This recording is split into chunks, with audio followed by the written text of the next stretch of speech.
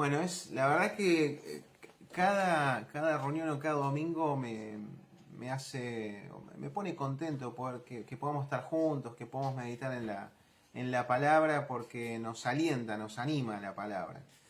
Nos dirige, nos instruye. El Señor hace algo poderoso en nuestras vidas cuando leemos la palabra, cuando entendemos lo que Él nos dice. Por eso es tan importante no solamente leerla, ¿no?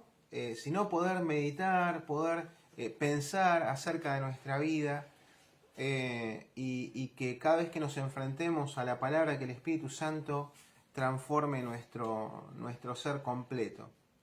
El domingo pasado hablamos acerca de Dios, el anfitrión que salva.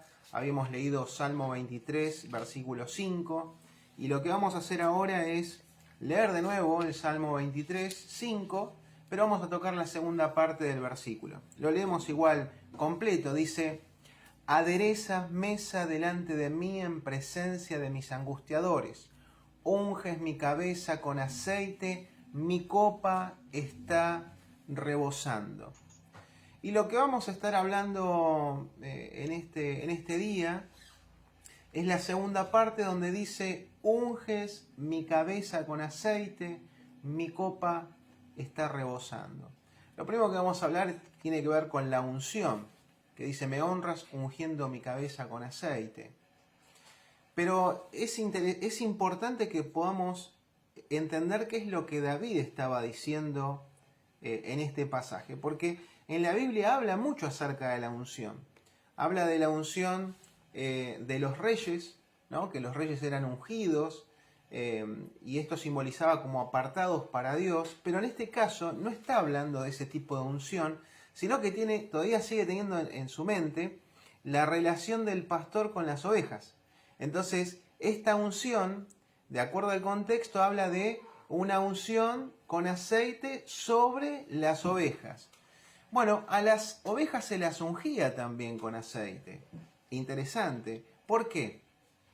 Resulta que las ovejas, sobre todo en verano, había moscas, ¿no? Moscas cerca de las ovejas, y lo que hacía era se posaban en las orejas o en la nariz, y depositaban sus huevos, y entonces ahí lo que se producían eran larvas. O sea, las ovejas tenían larvas en el hocico, en la nariz o en las orejas.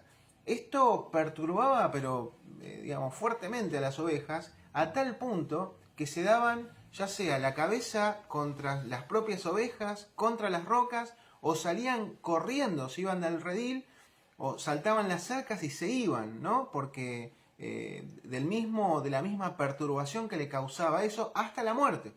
O sea, esas larvas seguían creciendo, llegaban al cerebro y las mataban. Entonces, ¿qué es lo que hacía el pastor? El pastor lo que hacía era ungir esas cabezas, la cabeza, que es donde tiene menos lana la oveja, la ungía, y eso era como un repelente.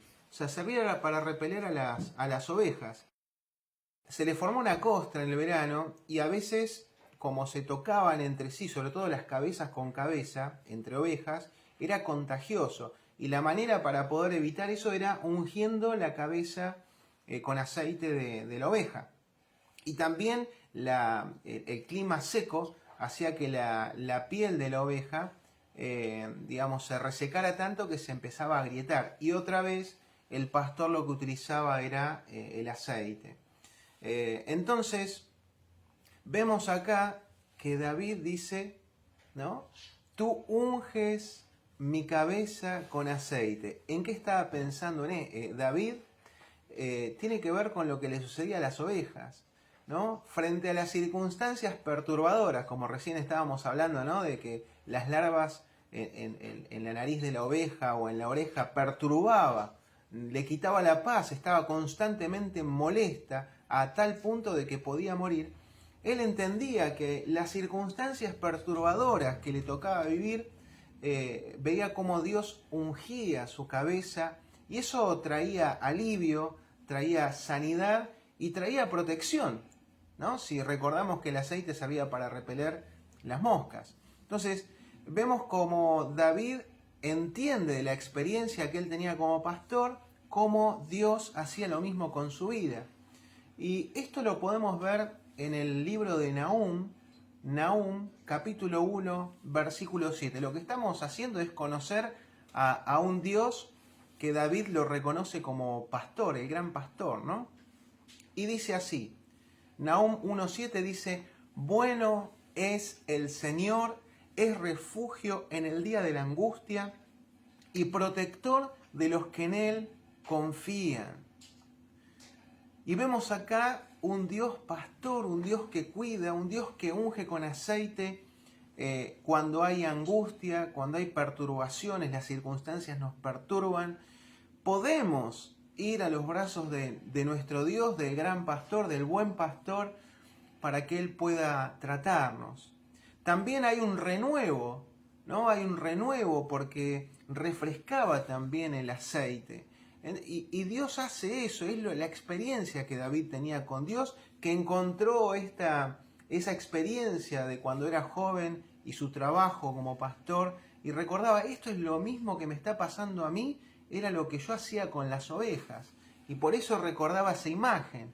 Vemos acá que un Dios que con esa unción renueva la vida del creyente. En Salmo 92.10 dice, pero tú me has hecho fuerte como un buey salvaje, me has ungido con el mejor aceite. Vemos que hay como un renuevo en las fuerzas, un renuevo en la persona, en donde estaba quizás perturbada, y cuando viene el Señor y unge, ¿no?, nuestras vidas, tiene que ver con ese tratamiento que Dios nos da, no es que cae aceite del cielo, sino que tiene que ver con el tratamiento, con cómo Dios nos trata, cómo Dios nos orienta, cómo Dios nos abraza, cómo nos cuida, ¿no? Tiene que ver con el cuidado de Dios.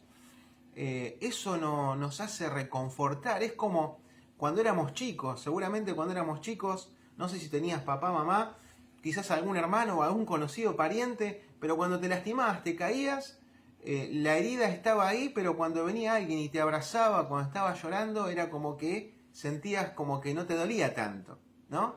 Y lo mismo pasa con el Señor, porque las situaciones las vivimos, pero cuando vemos el cuidado de Dios y cuando nos sentimos amados y cuidados por Dios, sentimos que nuestra vida se renueva. Es como las circunstancias están, pero sentimos como nuevas fuerzas. Entonces, qué bueno, y es la experiencia que tenía David, y lo puso en palabras en el Salmo 23, y él veía en su experiencia con Dios cómo Dios lo trataba, cómo lo cuidaba, como el buen pastor que es Dios. Ahora, después habla, mi copa está rebosando, y acá es donde empezamos a patinar. ¿Por qué? Porque hemos escuchado canciones acerca de la copa rebosando, o hemos escuchado algunas enseñanzas acerca de la copa rebosante. Lamentablemente, cuando David habla esto, no tiene que ver con bendición. O sea, la copa rebosante, que hoy se habla mucho de las bendiciones, ¿no?, de Dios y el trueque a veces, que la verdad es que no estoy de acuerdo, pero acá no está hablando de la bendición, no está hablando de bendiciones acá David. Acá David tiene en mente una imagen, una costumbre del Medio Oriente que tenía que ver con el anfitrión. El anfitrión recibía a todos sus invitados, y era de costumbre que cuando el anfitrión recibía y ponía a sus invitados en la mesa, al que quería que continúe, con él, ¿no?, acompañándolo, él estaba constantemente observando que esa copa tenía que estar llena, rebosante. Y la costumbre esta era de la copa rebosante. Y la persona que tenía su copa vacía y el anfitrión no pedía a sus sirvientes que le llenen la copa, interpretaba automáticamente, porque era costumbre, por una cuestión de respeto también, se levantaba y prudentemente se iba sin decir absolutamente nada, porque entendía que el anfitrión ya no quería más su compañía. Distinto es la persona que tenía la copa rebosante, ¿no? Entonces, cuando David dice esto, otra vez, ve el amor de Dios. Señor, mi copa está rebosante, ¿no? Mi copa está rebosando. ¿Por qué dice esto David? porque Dios quería la compañía de David. Él sentía el honor y el privilegio de que Dios quería que permanezca a su lado David. Por eso dice, mi copa está rebosando. David puede interpretar que a Dios le agrada su compañía. Entonces, la verdad es que tenemos que tener una relación con Dios, porque un poco de esto se trata. Debemos tener una relación con Dios, pero la pregunta es, ¿qué tipo de relación debemos tener con Él? ¿Qué tipo de relación tenemos que tener con Él? Lo primero que tenemos que conocer es al anfitrión. ¿Qué es lo que piensa el anfitrión? Número 1, Dios te ama. Dios te ama. Hay un pasaje que respalda esta afirmación y lo podemos encontrar en Juan 3:16. Lo sabemos todos. Pues Dios amó tanto al mundo que dio a su único Hijo para que todo el que crea en Él no se pierda, sino que tenga vida eterna. Entonces, dice, Dios amó a todo el mundo. No está hablando del mundo del planeta Tierra, sino está hablando a todas las personas del mundo. Las amó. ¿Y cómo me doy cuenta de esto? Que entregó a su único Hijo. ¿Con qué propósito? Para que todo aquel que en Él crea, es la condición, fe. Sin fe es imposible agradar a Dios. Sin fe es imposible poder ser un hijo de Dios. Entonces dice, para que todo aquel que crea en Él no se pierda, sino que tenga vida eterna. Dios desea amistad e intimidad. No solamente creer, porque si entendemos que Dios es anfitrión y que David siente como Dios deja su copa rebosante, porque qué lindo, ¿no? Es experimentar ese deseo de que Dios quiere nuestra presencia. No es que nosotros deseamos la presencia de Dios. Dios quiere nuestra presencia. ¿Y quiénes somos nosotros para que Dios quiera que estemos con Él?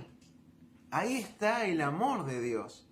Dios desea amistad e intimidad. ¿Dónde podemos encontrar esto? Vamos a Proverbios 3:32, que dice, porque el hombre perverso es abominación para el Señor, pero Él es amigo íntimo de los rectos.